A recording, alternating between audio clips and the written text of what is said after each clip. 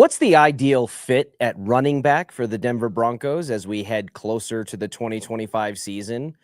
Will Nikola Jokic and company be healthy enough to make a legitimate NBA Finals run this postseason?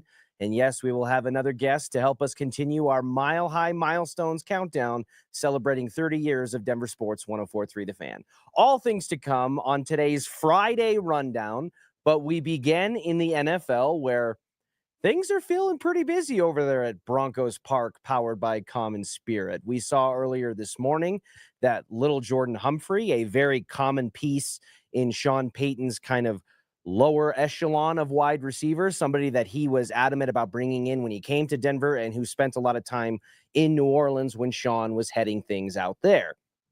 He is no longer a Denver Bronco as he signs a one-year deal with the New York Giants. And interestingly enough, it wasn't because Sean Payton or the Denver Broncos as an organization wanted to move on from Lil Jordan. The reports from our own Mike Kliss and others were pretty firm that the Denver Broncos offered Lil Jordan Humphrey an opportunity to play again here in Denver for a third year, and instead, Lil Jordan and his representation declined that offer and divorced by way of New York, where he will hopefully have a better opportunity to be productive with the Giants. And maybe that's a sign of things to come for the Broncos offense in that they're going to be more committed to their young crop of wide receivers in Marvin Mims, Devon Vele, and Troy Franklin, that they want to give them more opportunity and more reps, that the special teams addition that they made, which is not going to impact Lil Jordan's role that much because he didn't really have a special teams role with the Denver Broncos, but it could imply that a first-round draft choice or an early-round draft choice for the Denver Broncos could be at the wide receiver position. Nonetheless, Lil Jordan's Humphrey's time as a Denver Bronco is finished, and we will see where they go from there. The other little tidbit that we got before this morning, which came over the weekend, is that the Denver Broncos used one of their coveted top 30 visits that happened pre-draft, where NFL teams are allowed to bring in a certain number of prospects that are coming up to be drafted this April for a little bit of a closer examination and get some time to maybe get to know them on a little bit more intimate level than they could during the rigmarole of the NFL draft process. And the Denver Broncos used one of those top 30 visits on a running back. It's an Ohio State running back, but not the one that I feel like more people are talking about in Travion Henderson. It was his backfield mate, Quinshon Judkins, who, again, despite the fact that I think a lot of casual NFL fans and people who are observers of college football might have considered Travion Henderson to be a little bit more of a grabby name. He's somebody that certainly made highlights and headlines with that program over the course of his tenure there. Quinshon Judkins, however, was more productive than Travion Henderson in all of the major categories, be it carries, rushing yards, or touchdowns. You can see Quinshon Judkins' 2024 stats there on the screen. Just under 200 carries for over 1,000 yards and 14 touchdowns. That's all in the ballpark of where Travion Henderson was at, but Judkins was the more productive back, and he spent the first 2 years of his career at Ole Miss, where he amassed over a 2-season span, 2,700 yards and 31 combined touchdowns. So a very productive back in power conferences at the college football level. And clearly the Denver Broncos, who met with a ton of running backs at the combine, are interested in potentially bringing in a Quinshon Judkins, who right now is profiling to be a second or third round draft pick. So again, as we pick up all these pieces that kind of tend to fall as we lead into the NFL draft, initially the Broncos were mocked. It was almost a certainty that it was going to be tight end very early on. It was Tyler Warren out of Penn State. Tyler Warren's draft stock kind of then rose to the level that he was not realistically projected to be there at 20 when the Broncos were picking. So attention turned to the Michigan product in Colston Loveland. And that was kind of the common word of mouth or mock draft speculation for the Denver Broncos for the most of the time leading into the scouting combine. And since the scouting combine, and then with the addition of Evan Ingram as the Joker kind of tight end figure for Sean Payton this year, the attention has shifted. We saw Mel Kiper's most recent mock draft list a wide receiver at Teteroa McMillan. Ashton Genty was also a popular name in the very early process of the running back position before his stock kind of rose out from where the Broncos were going to be able to get it. And running back still, because they have not addressed it as of this morning, and this show's start, they have not addressed the running back position. There are names like J.K. Dobbins and others still out there in free agency that, in theory, the Broncos could look to bring in a middle tier veteran type player before the draft, and I certainly would be okay with them doing so. But since they have not, it seems very fair to speculate that sometime in the first 3 rounds, the Denver Broncos are likely, in my opinion, going to draft a running back. And whether it's Quinshon Judkins, who they spent this top 30 visit on, Travion Henderson, we've spoken about the likes of Omarion Hampton or Devin Neal. Maybe there's some middle round picks like Brashard Smith out of SMU, or DJ Giddens, who we got to see with CU playing in the Big 12 a little bit. So whether it's an early round pick like an Omarion Hampton, or maybe a Travion Henderson slash Quinshon Judkins, or a middle round pick like some of those other names that I mentioned, it feels very clear to me that the Broncos are honed in on reshaping their running back room and solving the ineptitude that we saw last season with the room headed by Javonte Williams, seeing that eradicated.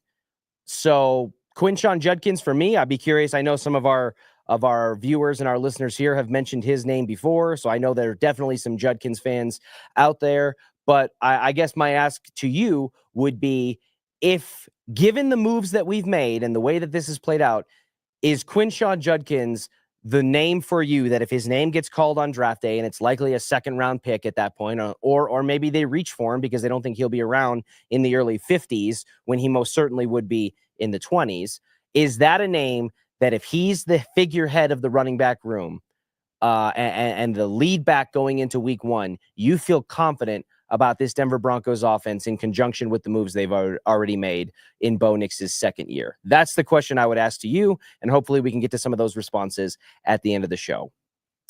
On the subject of the Denver Nuggets, there was a familiar announcement that we've seen over the last handful of games in the last handful of weeks or so, that the Denver Nuggets, who face the Portland Trail Blazers later this evening at 8 p.m. Mountain Time, are going to be once again, for a 3rd straight time, without the sun at the center of their solar system in Nikola Jokic. Jokic was a part of a lengthy injury report that featured some names in the similar out category, some names in the probable category. You can see it there for tonight's game.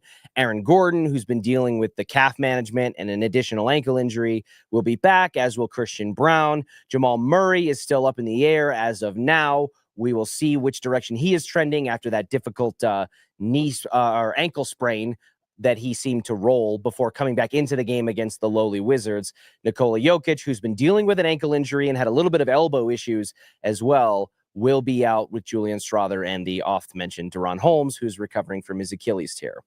But Nikola Jokic being out for a 3rd straight game is starting to make me a little squirmy, I think would be the right word. I'm not like outright panicking, but I am, I think, a little nervous when it comes to Nikola Jokic's health, because that was a huge subject of the offseason discussion after the Minnesota series that ended in pretty embarrassing and miserable fashion. It was a situation where the Nuggets just looked tired and listless and unable to come up with any sort of answer to the physicality and the stingy defense of Minnesota, en route to getting blown out toward the back half of their series, giving up a 20-point lead in Game 7. So that was the discussion, was that they were tired, they were run down, and they didn't do a good job of managing the rest and recovery of their core 4 and their star players leading into the postseason.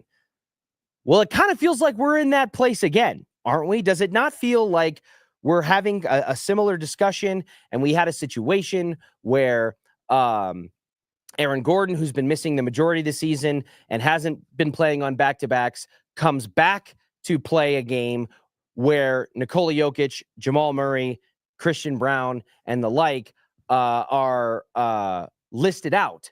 So it's like we're going to rest all these guys, but the guy who we've been babying the most is going to play. Now, he has a career high as a Nugget in that game and helps them win against a Western Conference opponent in the Warriors that I don't think I would have expected to win when I saw the injury report and the lineup come out. And that's when we got the Tim Bontemps blood pressure boiling outburst on Get Up on ESPN. So Nikola Jokic, who plays under the threshold of health pretty regularly. He gets beat up a lot. He takes there's a lot of toll taken on his body, especially in the last back half of this season, where we've seen defenses maybe try to test out being more physical and aggressive with him to disrupt his ability to distribute the ball. So I don't think this is an issue of load management with Nikola. I genuinely think there's something going on here with this ankle injury that is lingering to a degree that it's maybe getting a little bit concerning for me, at least. Because we've talked about all of the contingency plans and the stipulations that come with the Denver Nuggets and their ceiling in the postseason. Nikola Jokic can be at 100% health and be firing on all cylinders, but without a championship level player in Jamal Murray that we saw during their title run in 2021, that ceiling gets a little bit lower. And even with Murray, you still need a Michael Porter Jr. to be able to show up in spurts. You still need the defensive presence of Aaron Gordon to be a consistent thread from game to game and series to series. Christian Brown stepping into that KCP role, which was one of the more premier important roles during that title run. And then you have a Bruce Brown kind of Russell Westbrook 6-man off the bench or rotational piece importance there. So when you're weighing in all of those factors, it all starts with Jokic being Nikola Jokic, being the 3-time MVP, probably should be 4-time MVP, maybe 4-time MVP after this season. It starts with him being the sun that everything revolves around. If he's there, it gives the opportunity for doors 2, 3, 4, and 5 to remain open. But if the sun is not there, if the sun is dying heat-wise, there's not even a conversation to be had. And so for this Nuggets team that I think is at a critical juncture with the direction of their franchise in terms of keeping their championship window open and maintaining their ability to contend at the highest level and not waste away valuable years of Nikola Jokic's prime, this postseason means a lot. And so anytime there's a small threat like that potentially hinders that development, or that potential, I'm a little nervous. We will see how it plays out over the handful of games they've got. We're nearing the final 10 games of the regular season, and it's not a situation, in my opinion, by the way, where seeding doesn't matter. I do kind of believe that no matter where the Nuggets fall in the seeding, they're going to have struggles and difficulties with whatever team they face, just because I think a lot of their wounds are self-inflicted from an inconsistency standpoint, from a health standpoint, and a rotational standpoint with Michael Malone.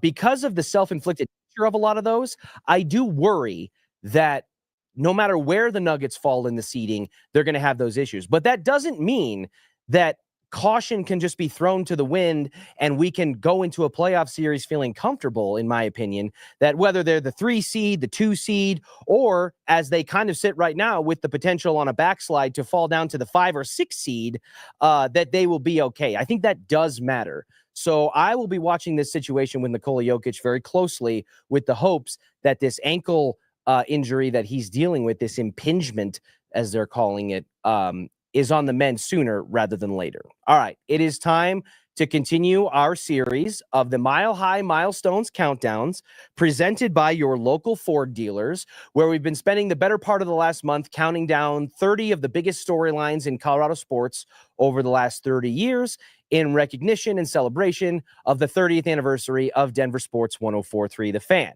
We have arrived at number 16, so we're almost halfway through the list, where we come to the first professional sports championship in the state of Colorado, and that is the 1996 Stanley Cup champion Colorado Avalanche. To help us take this walk down memory lane, we bring in a very familiar face and voice to this market, somebody who's been around covering our Colorado sports landscape for a long, long time, and somebody who will definitely have insight and opportunity to expand on this topic, and that is Mark Kisla, veteran journalist in the market. There he is. Mark, so glad to have you. Thank you for joining us. When we look at this 1996 Stanley Cup team, it just feels like there was such a whirlwind leading up to this, with the arrival of the Avalanche coming back over from Canada, bringing professional hockey back to the state, and doing so with not really a startup or a lemon of a franchise. This was a team that was loaded with offensive talent. And so do you think when you look back on that time that with the arrival of the Avalanche back to Colorado in the year that they end up going on to win the Stanley Cup, were the expectations that high right out of the gate? The expectations were very high.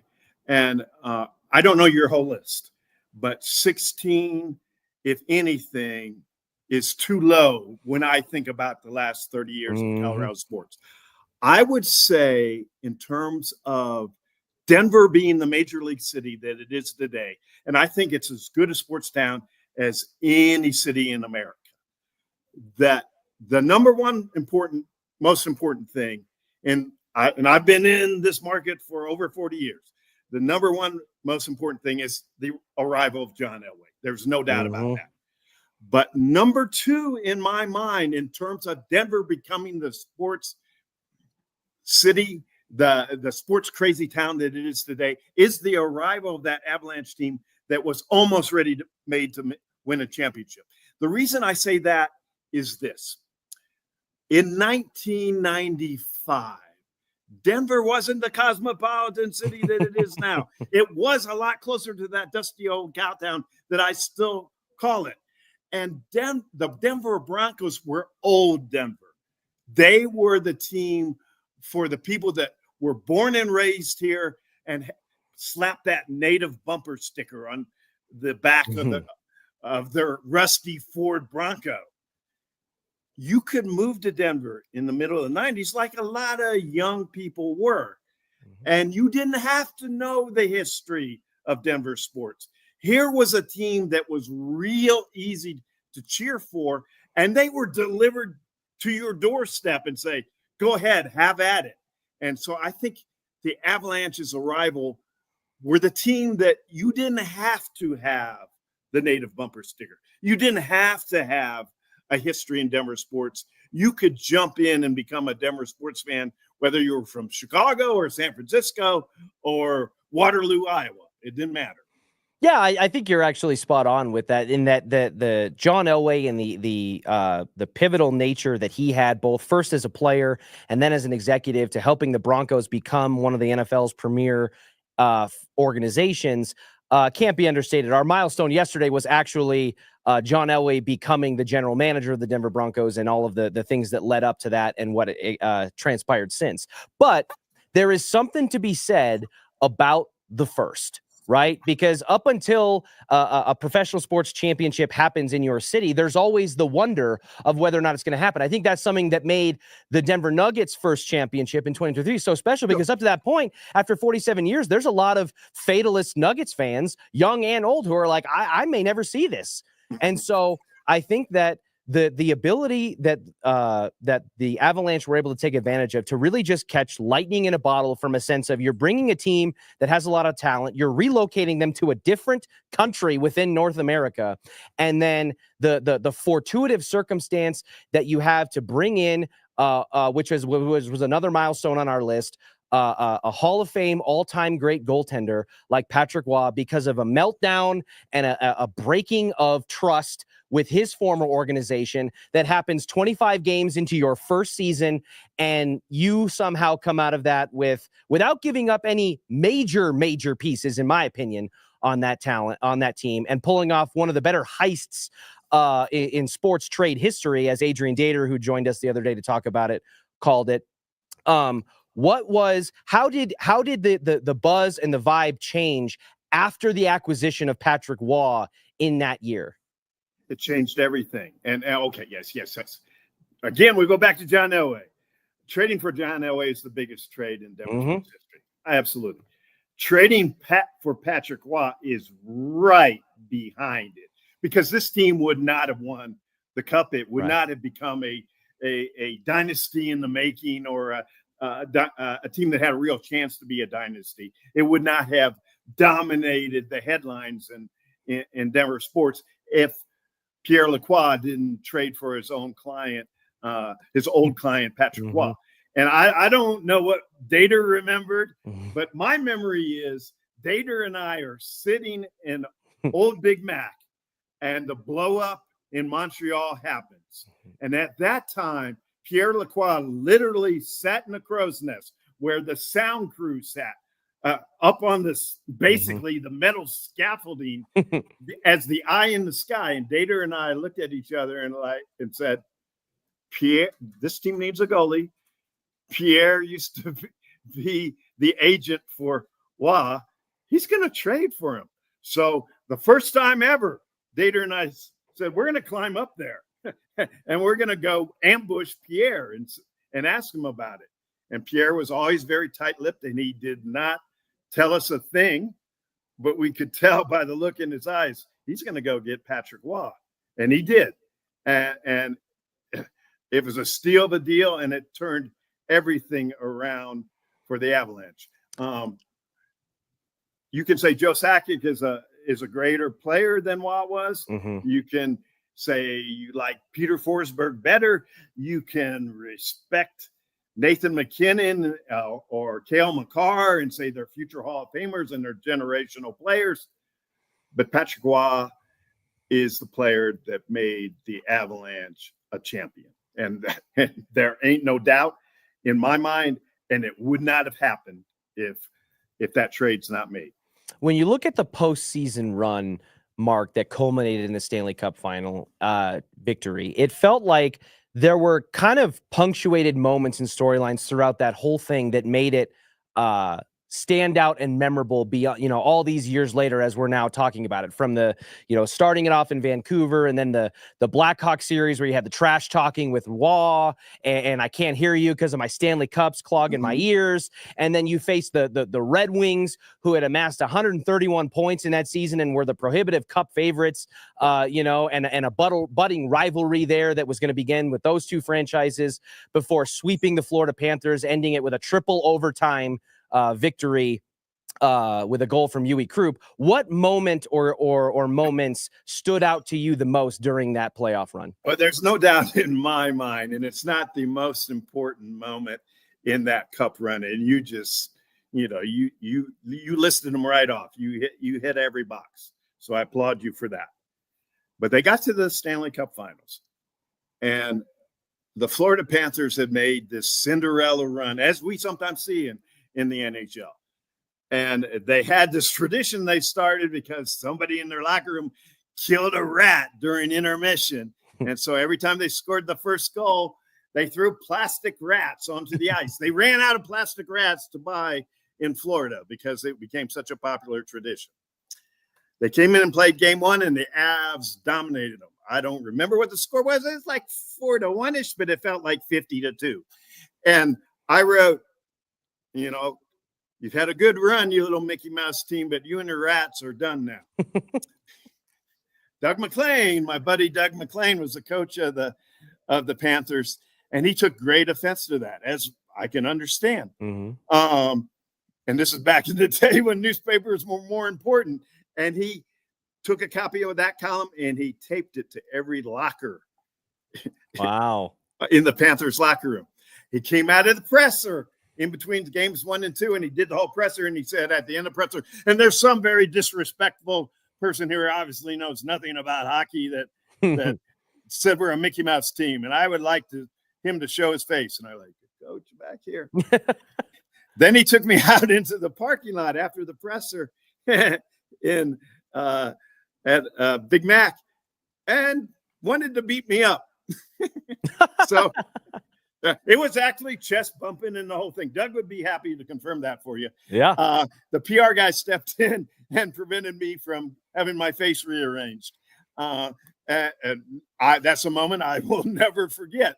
But in defense of my own hot take, I believe that series was a sweep. So it was indeed. It was indeed a sweep. And the other thing is it went into triple overtime. I remember it well. I remember the goal by Uwe very well. I also remember I'm on the phone with my editor late at night, and he says, we're going to have this copy pretty quick after the game. And I said, if the Avs win the cup tonight, it will be an award-winning copy. And if they lose the game, you'll have my resignation in the morning because I'm not sure I'll get you anything. And God bless you, Uwe Krupp. Yeah, no kidding. Well, I appreciate that. That is a story that certainly I or any of our viewers and listeners here would not have been able to amass without you here. That you almost getting into a physical altercation with the opposing head coach of the Stanley Cup final contending team. And Mark, I suppose that's a perfect microcosm of what I think we appreciate most about you in your 4 decades covering this market, is that you have not been one who's been afraid to push some buttons, ruffle some feathers, and we are all a little bit better for it. So thank you so much for taking some time out of your busy schedule. I'm sure you have so much going on with the NCAA tournament here this week and all the other things you do for us over at the newspaper. So thank you so much for joining us, and maybe we'll have a chance to catch up with you again as we continue a little bit later into the meat of this list. So thank you again. I've got a million bad stories I'd be happy to share with you. Much appreciated. Well, we will hopefully be able to catch up with Mark Kisla again soon. Please give him a follow on social media, and everything he does over at the Gazette is fantastic. And I cannot wait to see if there's more opportunities to check in. For the rest of you out there, thank you so much for being a part of the show today. We will catch you at the same time in the same place on Monday, where we will hopefully be able to react to a Colorado State Rams win in the NCAA tournament, as they are playing right now during the course of this show. So thank you all so much, and we'll catch you again on Monday. I do what I love what I do. Second nature to put in the work.